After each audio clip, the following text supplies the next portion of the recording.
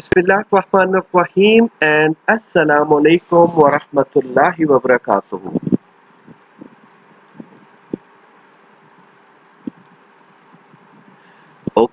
Welcome to Quran class. आज की Quran class में हम अल्हम्दुलिल्लाह बाब अव्वल सबक नंबर 5 सूरतुल फातिहा आयत नंबर 1 का हिस्सा दोम पढ़ेंगे, यानी दूसरा हिस्सा पढ़ेंगे।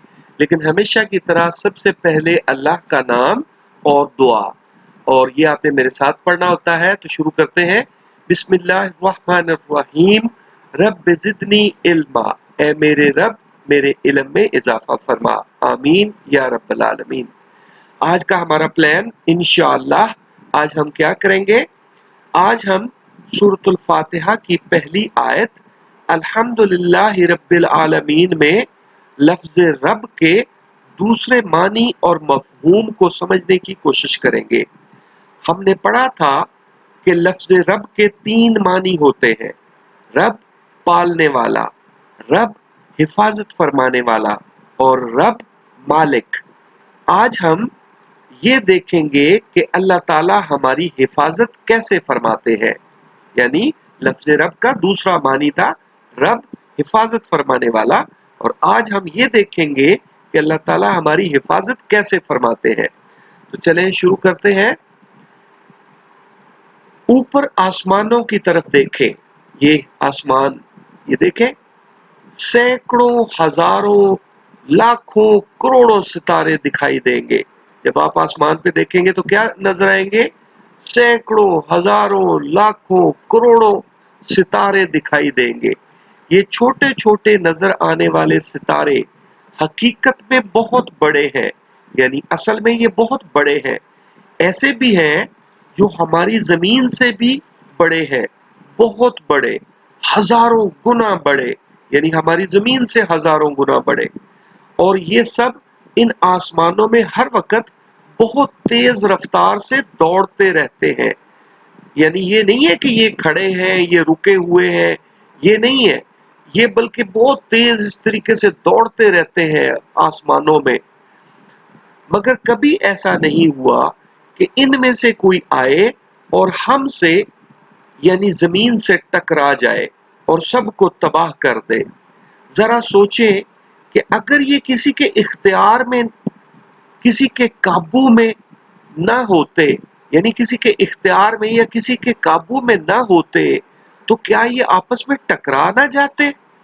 और अगर ऐसा होता तो क्या फिर दुनिया कायम रह सकती थी? फिर तो दुनिया खत्म हो जाती। तो जान लीजिए कि दुनिया अगर खत्म नहीं हुई तो इसकी कोई वजह है, और वो ये है कि ये सब चांद सितारे अल्लाह ताला के हुक्म के पाबंद हैं।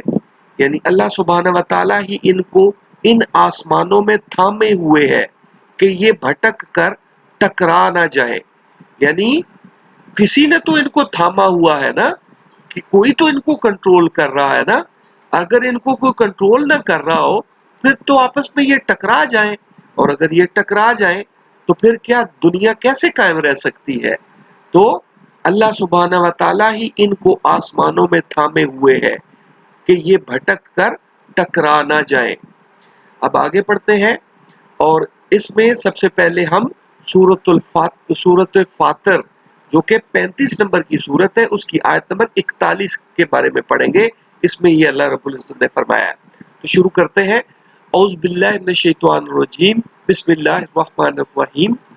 आपको पता है ना, कुरान पाक की आयत पढ़ने से पहले ताऊज़ और तस्मिया यानी औज़ु बिल्लाह और बिस्मिल्लाह लाजमी पढ़नी होती है।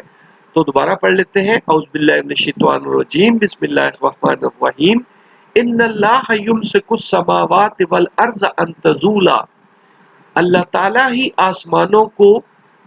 आसमानों और जमीन को थामे रखता है कि टल न जाए, यानी गिर न जाए। वला इन ज़ालता इन अमसकहुमा मिन अहदिम मिन बादिही। और अगर वो टल जाए तो अल्लाह ताला के सिवा कोई ऐसा नहीं जो इनको थाम सके। इन्नहु काना हलीमन गफूरा।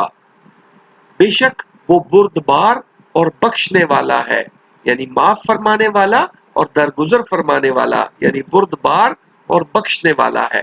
یہ تھی سورۃ الفاطر آیت 41۔ سورہ فاطر کی اس آیت پر ذرا غور کریں۔ فرمایا گیا کہ اللہ تعالیٰ آسمانوں زمین کو نہ تھامے، نہ سنبھالے، نہ قائم رکھے، تو پھر اس کے بعد دوسرا کوئی بھی نہیں جو ایسا کر سکے۔ ذرا سوچے، کوئی ایسا ہے جو کر سکے، آسمانوں کو زمین کو سنبھال سکے؟ یقیناً اللہ تعالیٰ کے سوا کوئی بھی ایسا نہیں کر سکتا۔ یعنی ہمارے سروں پر اگر یہ آسمان قائم ہے تو صرف اس لیے کہ اللہ تعالیٰ ان کو تھامے ہوئے ہے، اور کسی چیز کو قائم رکھنے کے لیے سب سے ضروری بات اس چیز کا علم ہوتا ہے کہ وہ چیز کیا ہے اور اسے کس طرح سے سنبھالا اور قائم رکھا جا سکتا ہے۔ تو سورہ حج کی آیت دیکھیں، فرمایا گیا کیا تم نہیں جانتے کہ جو کچھ آسمانوں اور زمین میں ہے اللہ تعالیٰ اس کو جانتا ہے؟ یہ سب کچھ کتاب میں لکھا ہوا ہے۔ بے شک یہ سب اللہ تعالیٰ کے لیے آسان ہے۔ یہ ہے سورہ حج کی آیت نمبر 70 میں۔ تو بے شک جو کچھ آسمانوں میں اور زمین میں ہے اللہ تعالیٰ اس کو جانتے ہیں، اور اللہ تعالیٰ ہی اس کو سنبھالے ہوئے ہے۔ کسی اور کے لیے یہ کام ممکن ہی نہیں، جبکہ اللہ تعالیٰ کے لیے یہ سب بہت ہی آسان ہے، اور آسمان و زمین کی ہر بات کا علم اللہ تعالیٰ کے پاس ایک کتاب میں لکھا ہوا ہے۔ سورہ زمر میں ہے کہ اللہ تعالیٰ ہی کے پاس آسمانوں اور زمین کی کنجیاں ہیں، یعنی چابیاں ہیں۔ سورہ روم میں ہے کہ یہ اللہ تعالیٰ ہی کی نشانیوں میں سے ہے کہ آسمان اور زمین اس کے حکم سے قائم ہے، اور قرآن پاک میں ہمیں یہ بھی بتایا گیا ہے کہ قیامت کے دن جب اللہ تعالیٰ کا حکم ہوگا تو یہ آسمان پھٹ جائیں گے اور آسمان کے ٹکڑے زمین پر گر جائیں گے۔ یعنی جب تک اللہ تعالیٰ کا حکم ہے یہ آسمان ہمارے سروں پر قائم ہے، اور کوئی بھی سیارہ، کوئی بھی ستارہ آ کے ہمارے سے نہیں ٹکرا سکتا۔ اور جب پھر اللہ تعالیٰ کا حکم ہوگا تو قیامت آئے گی، اور قیامت کے دن سب آسمان کے ٹکڑے ہو جائیں گے اور وہ زمین پر گر جائیں گے۔ اوکے، نیکسٹ پیج پہ چلتے ہیں، اور ہم کہیں گے الحمدللہ۔ الحمدللہ کہ اللہ تعالیٰ کا شکر ہے کہ آج ہم نے یہ پڑھا کہ اگر اللہ تعالیٰ آسمانوں اور چاند ستاروں کو قابو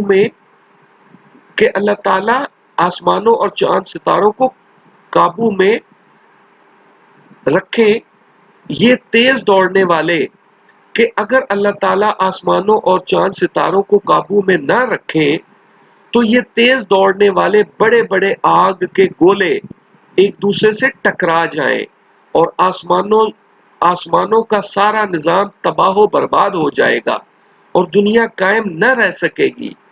سڑک پر دوڑنے والی ان گاڑیوں کا ہی سوچ لیں، اگر یہ گاڑیاں کسی کے قابو اور کنٹرول میں نہ ہو تو کیا ہوگا؟ کیا ٹریفک کا نظام قائم رہ سکتا ہے؟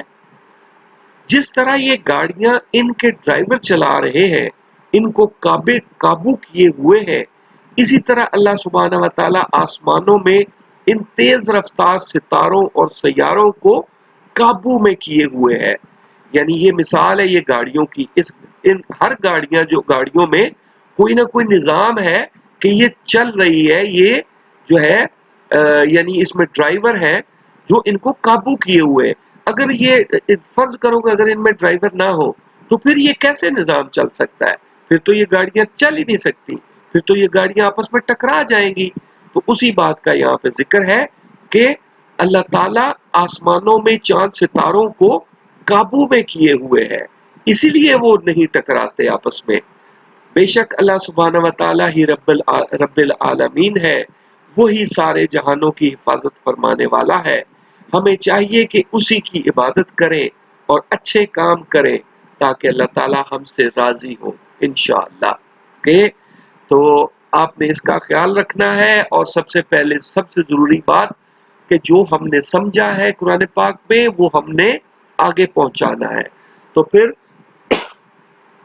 آج کے سبق پر 4 پوائنٹ آپ نے بنانے ہیں جو آپ کو سمجھ آئے ہوں، جو آپ کو کے لیے آسان ہو، اور پھر ان کو اچھے طریقے سے سمجھ کے 4 لوگوں تک آپ نے یہ پیغام پہنچانا ہے۔ یہ آپ کا کام ہے، یہی آپ کا ہوم ورک ہے۔